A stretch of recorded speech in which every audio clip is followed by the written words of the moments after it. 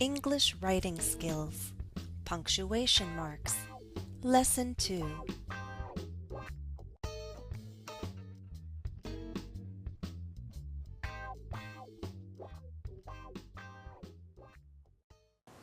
By the way, do you remember what magical power I said I'd like to have in the first lesson? I'll give you a hint. You might say, oh yes, I remember, Jennifer. I said I'd like for a wonderful meal to appear when I snapped my fingers. Okay, look at the statement. Hopefully you see at least one mistake here. Remember what I said about commas in introductory words and phrases? That's kind of what we have going on here. When we give a response to a yes-no question, we use a comma to separate yes or no from the main part of the answer. Also, when we give the name of the person that we're addressing, we separate the name with a comma. Here, the name is at the end, so I use a comma before. If I had the word or the name Jennifer within the statement, I'd separate it with commas. Yes, Jennifer. I remember. Okay, so we use commas to separate the names of people that we are addressing. Also, let's talk about capital letters. Why do we need a capital I? Because that's a pronoun. The first person pronoun, the singular pronoun I, is always capitalized. Also, with names of people, places, and things, we capitalize them. They're proper nouns. Jennifer needs a capital J. Okay, so we need a comma, comma, capital letter, capital letter. Let me clarify how we use commas in an address when we're writing. The name of the person could appear in different positions. It could be in a final position, an initial position, or a middle position. Regardless of where it appears, we set off that name with commas. Look at the last example. We set off ladies and gentlemen. So this rule is not just for proper names. It could be, for example, a group of people, ladies and gentlemen, boys and girls. Practice. Exercise 3. Punctuate the sentences. 1.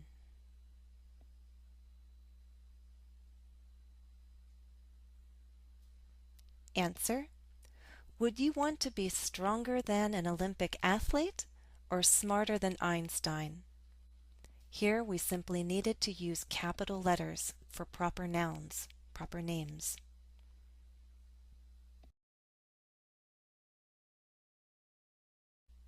2.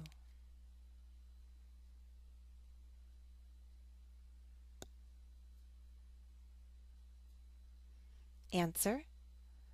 Honestly, Jennifer, I think having super mental abilities would be more useful than super physical powers. First, we need to set off that introductory word, honestly. We capitalize Jennifer, proper name, and we use a comma to set off the name of the person addressed.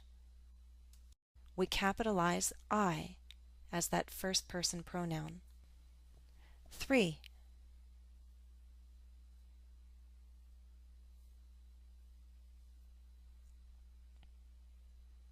Answer. In my opinion, being able to type incredibly fast would be really convenient.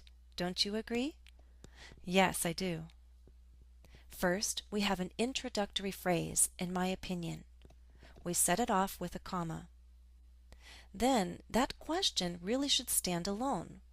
We have a simple sentence, a statement, followed by an interrogative sentence. Let's start that question with a capital letter. The response to that yes-no question has a yes, and a comma separates that main part of the answer. Yes, I do. We'll capitalize the I because that's the first person singular pronoun.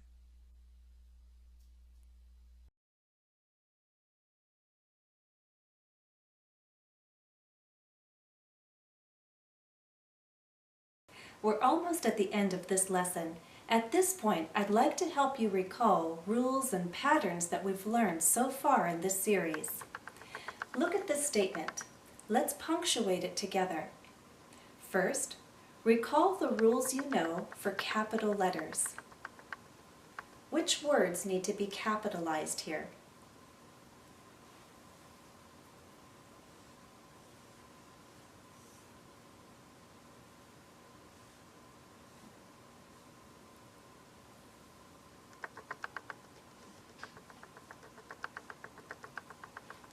Now let's remember what we know about contractions.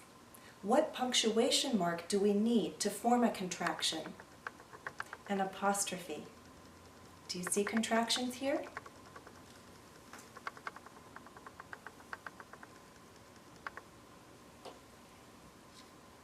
What about final sentence punctuation? We're not asking a question. This isn't a statement of strong emotion. So what do we need here? A period. Now, recall what you know about clauses and how we use different kinds of clauses to form different types of sentences. I think we need a comma here. Do you agree?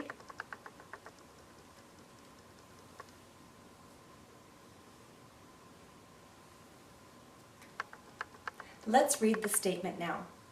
Because you don't have the magical ability to learn everything in one day, I've created English writing exercises on my website for more practice. That's all for now. Thanks for watching and happy studies.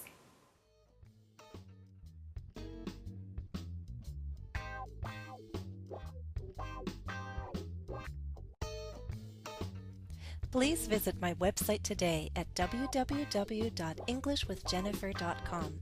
You'll find study tips, interactive exercises, including more practice to develop your writing skills, vocabulary videos, and more.